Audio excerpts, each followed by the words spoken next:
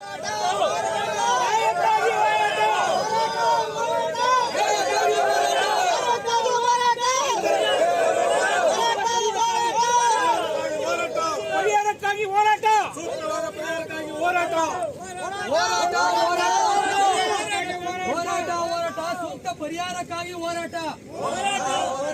ಹೋರಾಟ ಹೋರಾಟ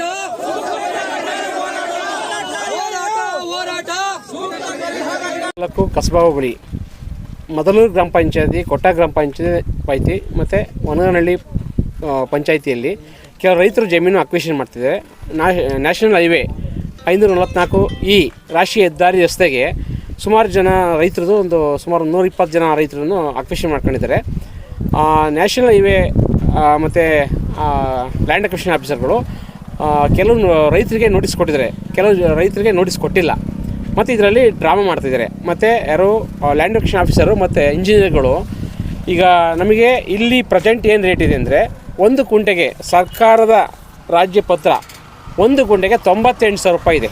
1 ಗುಂಟೆಗೆ ಇವರೇನು ಮಾಡಿದ್ದಾರೆ, 1 ಗುಂಟೆಗೆ 9,761 ರೂಪಾಯಿ ಕೊಡ್ತೀನಿ ಅಂತ ಹೇಳ್ಬಿಟ್ಟು ಒಂದು ಎಲ್ಲ ರೈತರಿಗೆ ಪತ್ರ ಕೊಟ್ಟಿದ್ದಾರೆ.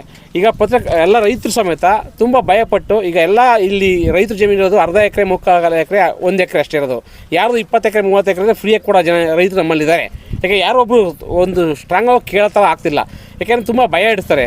ಈ ರೋಡ್ ಕಾಂಟ್ರಾಕ್ಟ್ಗಳು ಮತ್ತು ಹನುಮಂತರಾಯಪ್ಪ ಅನ್ನೋ ವ್ಯಕ್ತಿ ದೌರ್ಜನ್ಯದ ಒಂದು ರೋಡೆಲ್ಲ ಅಂದರೆ ರೋಡ್ ಕ್ಲೀನ್ ಮಾಡೋದು, ರೋಡ್ ಮಾಡೋಕ್ಕೆಲ್ಲ ಹೋಗ್ತಿದ್ರು. ನಾವು ಒಂದು ಸ್ಟಾಪ್ ಮಾಡೋದ್ರಿಂದ ಎಲ್ಲ ಡಾಕ್ಯುಮೆಂಟ್ಸ್ ಚೆಕ್ ಮಾಡಿದಾಗ 1 ಕುಂಟೆಗೆ 1 ಲಕ್ಷ ರೂಪಾಯಿ ಇಂಟು ನ್ಯಾಷನಲ್ ಹೈವೇ ಪ್ರಕಾರ 4 ಪಟ್ಟು ಹೆಚ್ಚಿಗೆ ಕೊಡಬೇಕು. ಅಂದರೆ 4 ಲಕ್ಷ ಚಿಲ್ಲರೆ ಕೊಡೋಕ್ಕಾಗುತ್ತೆ.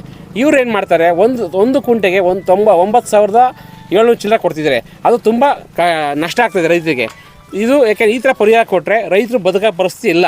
ದಯವಿಟ್ಟು ಈ ಪರಿಹಾರ ಹೆಚ್ಚಿಗೆ ಕೊಡಬೇಕು. ಅಂದರೆ ಈಗ ಹೆಚ್ಚಿಗೆ ಅಂತಂದರೆ ನಮಗೇನೀಗ ಸಬ್ ರಿಜಿಸ್ಟರ್ ವ್ಯಾಲ್ಯೂ ಈಗ ಪ್ರೆಸೆಂಟ್ ಏನಿದೆ ಆ ಅಮೌಂಟಿಗಿಂತ ಅಮೌಂಟ್ ಕೊಟ್ಟು ಮತ್ತು ನ್ಯಾಷನಲ್ ಹೈವೇ ರೂಲ್ಸ್ ಪ್ರಕಾರ ಏನಿದೆ 4 ಪಟ್ಟು ಹೆಚ್ಚಿಗೆ ಕೊಡಬೇಕು ಅಂತ ನಮ್ಮಲ್ಲಿ ಕೇಳ್ಕೊಳ್ತೀವಿ.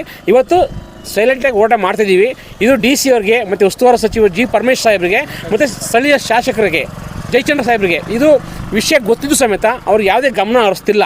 DC ಅವರು ರೈತರನ್ನು ಕರ್ಸ್ಕೊಳ್ತಾರೆ ಬತ್ತಿ ಅಂತ ಸೇರೋಕ್ಕೆ ಬರ್ತಿಲ್ಲ, ಶಾಸಕರು ಬತ್ತಿ ಅಂತ ಹೇಳ್ತಾರೆ ಬರ್ಸ್ಕೊಳ್ತಾರೆ. ಅವ್ರ ಬಗ್ಗೆ ರೈತರ ಕಾಳಜಿನೇ ಇಲ್ಲ, ಯಾವ ಕಾರಣಕ್ಕೆ ಅಂತ ಗೊತ್ತಾಗ್ತಿಲ್ಲ. ದಯವಿಟ್ಟು ಈ ಪತ್ರಕರ್ತರು ಮತ್ತು ಮಾಧ್ಯಮ ಮಿತ್ರರಿಂದ ಈ ರೈತರಿಗೆ ನ್ಯಾಯ ಸಿಗಬೇಕು. ಇವತ್ತು ಏನು ಈಗ ಪ್ರೆಸ್ ಮೀಟ್ ಮಾಡ್ತೀವಿ, ಇವತ್ತು ಹೋರಾಟ ಮಾಡ್ತಿದ್ದೀವಿ. ಇವತ್ತು DC ಅವರು ಗುರುವಾರದೊಳಗಡೆ ಬಂದು ರೈತರ ಸ್ಥಳಕ್ಕೆ ಬಂದು ಪರಿಹಾರ ಎಷ್ಟು ಕೊಡಬೇಕು ಅಂತ ಏನು ಪ್ರೆಸೆಂಟ್ ಏನಿದೆ ಆ ಪರಿಹಾರ ಕೊಟ್ಟಿಲ್ಲ ಅಂತಂದರೆ ಮುಂದಿನ ಹೋರಾಟ DC ಆಫೀಸ್ ಮುಂದೆ ನಮ್ಮ ಎಲ್ಲ ರೈತರು ಕೊಟ್ಟ ಮದಲೂರು ವನಗನಹಳ್ಳಿ ಗ್ರಾಮ ಪಂಚಾಯತಿಯವರು ಮತ್ತು ಸಿರಾ ನೀರು ಹತ್ರ ಇರೋರು ಸಮೇತ ಕಡಿಮೆ ಕೊಟ್ಟಿದ್ದಾರೆ. ಎಲ್ಲ ಸೇರಿಸಿ ಬಸ್ಸಲ್ಲಿ ನಾವೆಲ್ಲ ಸ್ಟ್ರೈಕ್ ಮಾಡೋದು DC ಆಫೀಸ್ ಮುತ್ತಿಗೆ ಹಾಕಲು ನಾವು ರೆಡಿ ಇದ್ದೀವಿ. ಇದ್ರ ಬಗ್ಗೆ ದಯವಿಟ್ಟು ಗಮನಿಸಿ. ಇವತ್ತಿಂದ ಇನ್ನು ಗುರುವಾರದೊಳಗಡೆ DC ಅವರು ಮತ್ತು ಶಾಸಕರು ಬಂದು ಸ್ಥಳಕ್ಕೆ ಬಂದು ಪರಿಶೀಲನೆ ಮಾಡಿ ಯಾರಿಗೆ ಸಮಸ್ಯೆ ಆಗಿದೆ ಅದನ್ನು ಪರಿಶೀಲಿಸಿ ಕೊಡಬೇಕು ಅಂತ ನಾನು ಕೇಳ್ಕೊಳ್ತೀನಿ. ಸಿರಾ ತಾಲೂಕು ಕೊಟ್ಟ ಗ್ರಾಮ, ನರಸಿಂಹರಾಜು. ಇದು 544 ಓಡಿಕೊಂಡ ಟು ಸಿರಾಕ್ಕೆ ಆಗಿರ್ತಕ್ಕಂಥ ರಸ್ತೆ. ಇದರಲ್ಲಿ ಸುಮಾರು ಕೆಂತರ್ಲಟ್ಟಿ ಬಾರ್ಡ್ರ್ನಿಂದ ಹಿಡಿದು ಸಿರಾ ಸರ್ಕಲ್ಗೆ 222-25 ಜನ ಖಾತೆದಾರ ಇರ್ತಕ್ಕಂಥ ರಸ್ತೆ ಆಗಿದೆ. ಇದರಲ್ಲಿ ಕೆಲವರಿಗೆ ನೋಟಿಸ್ ಕೊಟ್ಟಿದ್ದಾರೆ, ಕೆಲವರಿಗೆ ನೋಟಿಸ್ ಕೊಟ್ಟಿಲ್ಲ.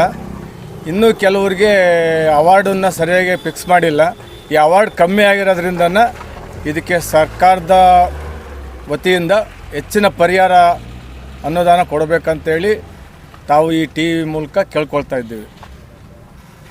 ಈ ದಿನ ರೈತರ ಹೋರಾಟ ಏನು ನಡೀತಾ ಇದೆ ಈ ಭಾಗದಲ್ಲಿ, NH4 544 ಒಂದು ರಸ್ತೆ ಕಾಮಗಾರಿ ಶುರುವಾಗ್ತಾ ಇದೆ. ಈ ಭಾಗದಲ್ಲಿ ರೈತರುಗಳಿಗೆ ಅಪಾರ ನಷ್ಟ ಮಾಡ್ಕೊಳ್ತಿದ್ದಾರೆ. ಅಂದರೆ ಅಲ್ಪ ಸ್ವಲ್ಪ ಜಮೀನುಗಳನ್ನ ಸಹ ಇವರು ರಸ್ತೆಗೆ ಬಳಸ್ಕೊಳ್ತಾ ಇದ್ದಾರೆ. ಬಳಸ್ಕೊಂಡು ಸಹ ಅದಕ್ಕೆ ಎಷ್ಟು ಪೂರಕವಾದ ಅಮೌಂಟು ಕೊಡಬೇಕು ಅದನ್ನು ಕೊಡ್ತಾ ಇಲ್ಲ. ಸ್ವಲ್ಪ ಜಮೀನುಗಳನ್ನು ದುಡ್ಕೊಂಡು ತಿನ್ನೋಕ್ಕೆ ಅಂತ ಇರ್ತಕ್ಕಂಥ ಜಮೀನುಗಳು ಸಹ ಇವರು ರಸ್ತೆಗೆ ಬಳಸ್ಕೊಂಡು ಆ ರೈತನಿಗೂ ಸಹ ಎಷ್ಟು ಅಮೌಂಟ್ ಕೊಡಬೇಕು ಅಂತಂದೇಳ್ಬಿಟ್ಟು ಸರ್ಕಾರ ಎಷ್ಟು ನಿಗದಿಪಡಿಸಿದೆಯೋ ಅದನ್ನು ಪೂರಕ ಅಮೌಂಟು ಕೊಡ್ದಂಗೆ ಗುತ್ತಿಗೆದಾರಗಳು ಮತ್ತು ಮಧ್ಯವರ್ತಿಗಳು ಇವರೆಲ್ಲನ ದುರ್ಬಳಕೆ ಮಾಡಿಕೊಂಡು ರೈತರನ್ನ ಎದುರಿಸಿ ಬೆದರಿಸ್ಕೊಂಡು ಇಲ್ಲಿ ರಸ್ತೆ ಕಾಮಗಾರಿ ಶುರು ಮಾಡ್ತಾ ಇದ್ದಾರೆ. ಈ ರೈತರುಗಳು ಗಮನಕ್ಕೆ ಬಂದು ಆ ರೈತರುಗಳಿಗೆ ಪೂರಕ ಮಾಹಿತಿ ಸಹ ತಲುಪಿಸಿರಲಿಲ್ಲ. ಆ ಒಂದು ಷಡ್ಯಂತ್ರಗಳಿಂದ ದೂರಪಟ್ಟು ಇವತ್ತು ರೈತರೆಲ್ಲ ಒಗ್ಗಟ್ಟಾಗಿ ನಮಗೆ ಪೂರಕ ಮಾಹಿತಿಯನ್ನು ಕೊಡಿ. ಆದರೆ ನಮ್ಮ ಸ್ವಲ್ಪ ಜಮೀನುಗಳು ಏನಿದ್ದಾವೆ ಆ ಸ್ವಲ್ಪ ಜಮೀನಾಗೆ ನಾವು ಇಷ್ಟು ದಿನ ಜೀವನ ಮಾಡ್ತಾ ಇದ್ದೀವಿ. ಆ ಜೀವನಕ್ಕೂ ಸಹ ಈ ಥರ ತೂತು ತಂದಿದ್ದಾರೆ. ಆ ಕುತ್ತು ತಂದಿರೋದ್ರಿಂದ ನಮಗೇನು ಪರಿಹಾರ ಬಿಡಬೇಕು, ನೇರ ಪರಿಹಾರ ನಮ್ಮ ಖಾತೆಗೆ ನೇರ ಕೊಡಿ. ನಮಗೆ ಎಷ್ಟು ಸರ್ಕಾರ ಆದೇಶ ಹೊಡೆದಿದೆ ಅಷ್ಟು ಅಮೌಂಟ್ ಕೊಡಿ ಅಂತಂದೇಳ್ಬಿಟ್ಟು ಇನ್ನು ಇವಾಗದಲ್ಲಿ ನೋಡ್ಬೋದು. ಮದಲೂರು ಕೆರೆ ಈ ಐತಿಹಾಸಿಕ ಪ್ರಸಿದ್ಧ ಕೆರೆ, ಇಲ್ಲಿ ಎಷ್ಟೋ ರೈತರುಗಳಿಗೆಲ್ಲ ಇವಾಗ ನೀರು ಬಿಟ್ಟು ಅವಕಾಶ ಮಾಡ್ಕೊಂಡು ಕೊಟ್ಟಿದ್ದಾರೆ. ಈಗ ಭೂಮಿನ ನಂಬ್ಕೊಂಡು ಜೀವನ ಮಾಡ್ತಾ ಇರ್ತಕ್ಕಂಥ ಇವಾಗ ಎಷ್ಟು ರಸ್ತೆಗಳು ಭೂಮಿ ಹೋಗಿದ್ದಾವೆ ಅವೆಲ್ಲ ಬೋರ್ವೆಲ್ ಇದ್ದಾವೆ. ಇಲ್ಲಿ ಯಾವುದೂ ಬರಡು ಭೂಮಿ ಇಲ್ಲ. ಆಗ ರೈತ ಬೋರ್ವೆಲ್ ಹಾಕ್ಕೊಂಡು ಜೀವನ ಮಾಡ್ತಾ ಇರ್ತಕ್ಕಂಥ ರೈತನ ಹೊಟ್ಟೆ ಬಡ್ದು ಕೂಲಿ ಸಾಲ ಗೀಲ ಮಾಡ್ಕೊಂಡು ಬೋರ್ ಹಾಕಿಸ್ಕೊಂಡು ಇವಾಗ ಸ್ವಂತ ದುಡಿಮೆಯನ್ನು ಸೃಷ್ಟಿ ಮಾಡ್ಕೊಂಡು ಬದುಕ್ತಾ ಇದ್ದ.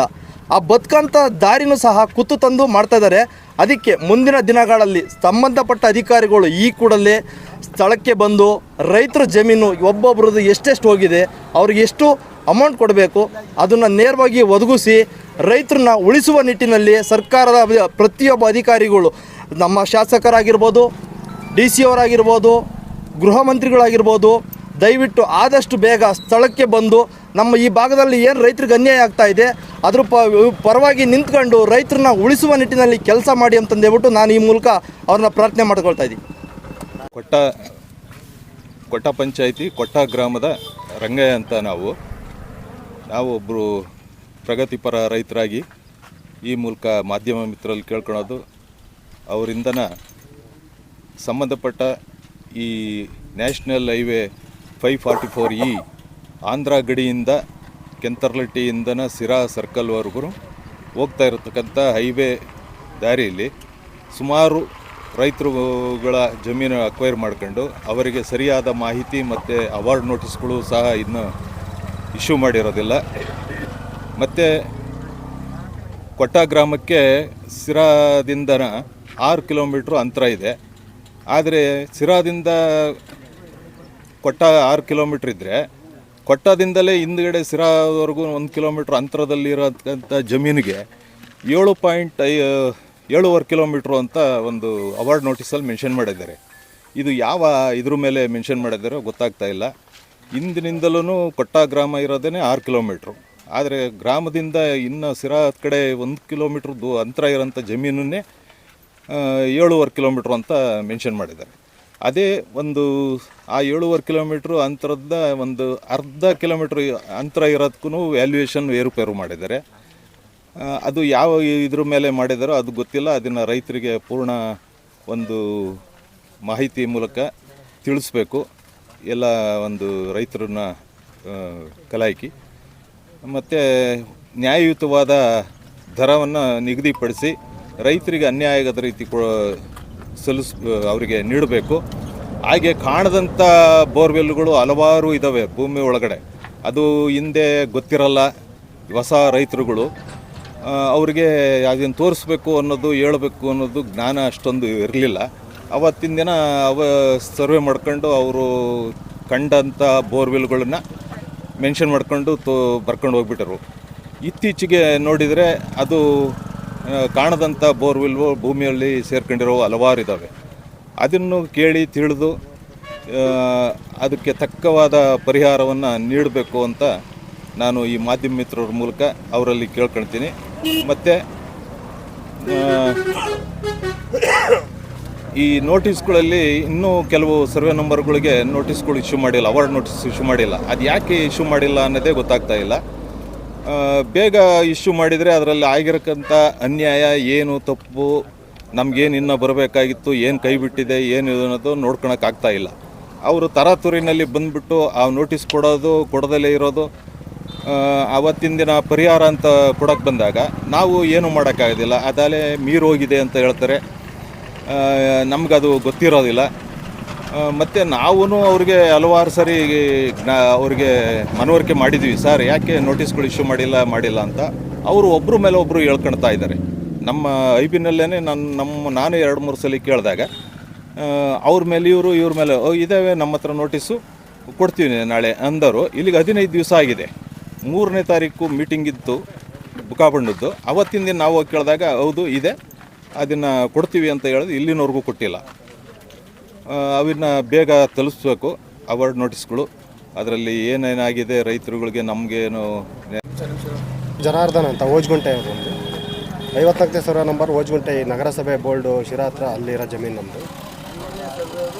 ನಮ್ಮ ಜಮೀನು ಪಕ್ಕದಲ್ಲಿ ಹೆಚ್ಚು ಕಡಿಮೆ ಒಂದು 300 ಮೀಟ್ರಲ್ಲಿ ಒಂದು ಕುಂಟೆಗೆ 3 ಲಕ್ಷವರೆಗೂ ಇದು ಮಾಡಿದ್ದಾರೆ ಸರ್. ನಮ್ಮ ಜಮೀನಲ್ಲಿ ಒಂದು 300 ಮೀಟ್ರ್ ಕೂಡ ಇಲ್ಲ. ನಮ್ಮದಕ್ಕೆ ಬರೀ 24,000 ಏನೋ ಇದು ಮಾಡಿದ್ದಾರೆ ಒಂದು ಕುಂಟಿಗೆ. ಅದಕ್ಕೆ 3 ಪಟ್ಟು ಅಂದ್ಬಿಟ್ಟು 73,000 ಏನಾಗ್ತೈತೆ, ತುಂಬ ಲಾಸು. ಅದರಲ್ಲಿರೋ ಗಿಡ ಮರ ಸರಿಯಾಗಿ ಎಂಟ್ರಿ ಮಾಡಿಲ್ಲ. ನೋಟಿಸ್ಗಳು ಒಟ್ಟಿಗೆ ಸೇರಿ ಕೊಟ್ಟಿದ್ದಾರೆ, ಸಪ್ರೇಟ್ ನಮಗೆ ಕೋಡ್ ಆಗಿದೆ. ನೋಟಿಸ್ಗಳೆಲ್ಲ ಸಪ್ರೇಟ್ ಕೊಡಬೇಕಾಯ್ತು, ಕೊಟ್ಟಿಲ್ಲ. ಎಲ್ಲ ಗ್ರೂಪ್ ಮಾಡಿ ಒಂದು ಇದಕ್ಕೆ ಕೊಟ್ಟವ್ರೆ.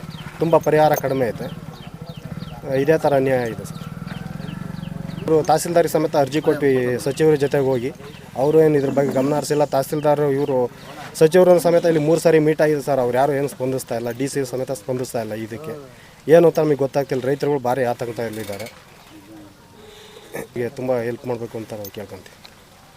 ಶಿರಾ ತಾಲೂಕು ಕಸಬಾ ಹೋಬಳಿಯಲ್ಲಿ ರವಿಕುಮಾರ್ ಅಂತ ಸಾಮಾಜಿಕ ಕಾರ್ಯಕರ್ತ ಮತ್ತು ನಮ್ಮದು ನಾವು ಇಲ್ಲಿ ರೈತರೇ. ಇಲ್ಲಿ ಶಿರಾ ತಾಲೂಕು ಕಸಬಾ ಹೋಬಳಿ, ಇಲ್ಲಿ ಶಿರಾ ತಾಲೂಕು ಕಸಬಾ ಹೋಬಳಿಯಲ್ಲಿ 54E ಹೈವೇ, ನ್ಯಾಷನಲ್ ಹೈವೇ ಆಂಧ್ರದಿಂದ ಶಿರಾ ತಾಲೂಕಿಗೆ ರೋಡ್ ಹೋಗ್ತಿದೆ. ಆ ರೋಡ್ಗೆ ಅಕ್ವಿಷನ್ ನೋಟಿಸ್ ಕೊಟ್ಟಿದ್ದಾರೆ. ಕೆಲವು 10 ಜನಕ್ಕೆ 3 ಜನಕ್ಕೆ ಕೊಟ್ಟಿದ್ದಾರೆ ನೋಟಿಸು. ಮತ್ತು ಅದರಲ್ಲಿ 3 ಜನದಲ್ಲಿ 2 ಜನಕ್ಕೆ ಪರಿಹಾರ ಕೊಟ್ಟಿದ್ದೀನಿ ಅಂತೇಳಿ ಕಾಂಟ್ರಾಕ್ಟ್ರು ಹೇಳ್ತಾರೆ. ಮತ್ತು ಇಲ್ಲಿವರೆಗೂ DC ಅವರಾಗಲಿ, ತಹಸೀಲ್ದಾರ್ ಆಗಲಿ, ಶಾಸಕರಾಗಲಿ, ಒಬ್ಬ ರಾಜಕೀಯ ಲೀಡ್ರ್ ಆಗಲಿ ಇಲ್ಲಿಗೆ ಒಬ್ಬರು ಬಂದಿಲ್ಲ, ಈ ಸ್ಥಳಕ್ಕೆ ಬಂದಿಲ್ಲ. ಈಗ ರೈತರು ಇರೋದು 1/2 ಎಕರೆ 3 ಎಕರೆ ಜಮೀನಿದೆ. ಇವರು ಈ ಶಾಸಕರು ಓಟ್ ಕೇಳೋಕ್ಕೆ ಇಷ್ಟು ಇಂಟ್ರೆಸ್ಟಾಗಿ ಬರ್ತಾರಲ್ಲ, ಈಗ ಯಾಕೆ ಇಷ್ಟೊಂದು ಜನ ಪರಿಹಾರ ಆಗಿದೆ, ಸಮಸ್ಯೆ ಆಗಿದೆ, ಪರಿಹಾರ ಕೊಡಿಸುವಂಥ ಜ್ಞಾನ ಒಬ್ರಿಗೆ ಇಲ್ವಾ? ಉಸ್ತುವಾರಿ ಸಚಿವರಾಗಲಿ G. ಪರಮೇಶ್ವರ್ ಸಾಹೇಬರು ಇಮ್ಮಿಡಿಯೇಟ್ ಇದ್ರ ಬಗ್ಗೆ ಗಮನ ವಹಿಸಬೇಕು. ಯಾಕೆಂದರೆ ಇದು DC ಅವ್ರಿಗೆ ಹೆಚ್ಚಿಗೆ ಗೊತ್ತಿದೆ. ಯಾಕೆಂದರೆ ಶಿರಾ ತಾಲೂಕಿಗೆ ರೈತರನ್ನ ಬನ್ನಿ ಅಂತ ಕರ್ಸ್ಕೊಂಡು ಸುಮಾರು 4-5 ಸಲ ಕರ್ಸ್ಕೊಂಡಿದ್ದಾರೆ. ಒಂದು ಸಲ ಬಂದಿಲ್ಲ DC ಅವರು. ಮತ್ತು ಶಾಸಕರು ಬರ್ತಾರೆ, ಅವ್ರ ಮನೆ ಕಡೆ ಕೂತ್ಕೊಳ್ತಾರೆ. ಬಟ್ ರೈತರನ್ನ ಈ ವಿಷಯದ ಬಗ್ಗೆ, ಈ ರೋಡ್ ವಿಷಯಕ್ಕೆ ಗಮನನೇ ಇರಿಸಲ್ಲ. ಬೇರೆ ವಿಷಯಕ್ಕೆ ಮೀಟಿಂಗ್ ಮಾಡ್ತಾರೆ, ಬೇರೆ ಪ್ರೋಗ್ರಾಮ್ಗೆ ಹೋಗ್ತಾರೆ. ಶಾಸಕರು ಈ ವಿಷಯಕ್ಕೆ ಬರ್ತಿಲ್ಲ. ದಯವಿಟ್ಟು ಇದ್ರ ಬಗ್ಗೆ ಗಮನ ಹರಿಸಿ ಮುಂದಿನ ಗುರುವಾರ ಶುಕ್ರವಾರ ಒಳಗಡೆ ರೈತರಿಗೆ ಪರಿಹಾರ ಕೊಡಿಸ್ತಾ ಇದ್ದಂದರೆ DC ಅವರು ಮತ್ತು DC ಕಚೇರಿ ಮುಂದೆ ನಾವು ಸ್ಟ್ರೈಕ್ ಮಾಡೋಕೆ ನಾವು ರೆಡಿ ಇದ್ದೀವಿ. 9,700 ಚಿಲ್ಲರೆ ಒಂದು ಕುಂಟೆಗೆ ಜಮೀನು ಕೊಟ್ಟರೆ ಅರ್ಥ ಇರುತ್ತಾ? ದಯವಿಟ್ಟು ಹೇಳ್ತೀನಿ ಕೇಳಿ. ಈ ಪರಿಹಾರ ಕೊಟ್ಟರೆ ಎಲ್ಲ ರೈತರು ವಿಷ ಕುಡಿಬೇಕಾಗುತ್ತೆ. ಇದಕ್ಕೆ ನೇರ ಹೊಣೆ ಶಾಸಕರು ಮತ್ತು DC ಅವರು ಆಗ್ತಾರೆ. ಇಲ್ಲಿ ಬಂದು ಸರಿಯಾದ ಪರಿಹಾರ ಕೊಡಿಸಿಲ್ಲ ಅಂತಂದರೆ ಉಗ್ರ ಹೋರಾಟ ಮಾಡೇ ಮಾಡ್ತೀವಿ. ಯಾವುದೇ ಕಾರಣಕ್ಕೆ ಬರೋದಲ್ಲ. ಇದ್ರ ಬಗ್ಗೆ ಎಲ್ಲ ರೈತರು ಒಗ್ಗಟ್ಟಾಗಿ ನಾವು ಬಂದಿದ್ದೀವಿ. ಈ ಕಾಂಟ್ರಾಕ್ಟ್ರು ಇಲ್ಲಿ ಏನಿದೆ ಎಲ್ಲರಿಗೂ ಡಿವೈಡ್ ಮಾಡ್ತಿದ್ದಾರೆ. ಸುಮಾರು ಜನ ಹಣ ಹಾಕಿ ಅಂತ ಹೇಳ್ತಾರೆ, ಒಂದು ಜನಕ್ಕೆ ಹಣ ಹಾಕಿಲ್ಲ ಅಂತ ಹೇಳ್ತಾರೆ, ಒಂದು ಡಿವೈಡ್ ಮಾಡ್ತಿದ್ದಾರೆ. ಇವತ್ತಿಂದ ಎಲ್ಲ ರೈತರು ಒಗ್ಗಟ್ಟಾಗಿದ್ದೀವಿ. ಮುಂದಿನ ಶುಕ್ರವಾರದೊಳಗಡೆ DC ಮತ್ತು ಶಾಸಕರು ಬಂದಿಲ್ಲ, ಸರಿಯಾದ ಪರಿಹಾರ ಕೊಟ್ಟಿಲ್ಲ ಅಂತಂದರೆ ನ್ಯಾಯವಾದ ಏನು ಸಬ್ ವ್ಯಾಲಿ ಏನು ಕೊಟ್ಟಿದ್ದಾರೆ ಆ ಪ್ರಕಾರ ಕೊಟ್ಟಿಲ್ಲ ಅಂತಾರೆ. ಉಗ್ರ ಹೋರಾಟ ಮಾಡೇ ಮಾಡ್ತೀವಿ. ಈ ರೋಡ್ ಬಂದ್ ಮಾಡಿ ಶಿರಾ ತಾಲೂಕಿಂದ ತುಮಕೂರುವರೆಗೂ ನಾವು ಸ್ಟ್ರೈಕ್ ಮಾಡೋಕ್ಕೆ ನಾವು ನಡೀತೀವಿ.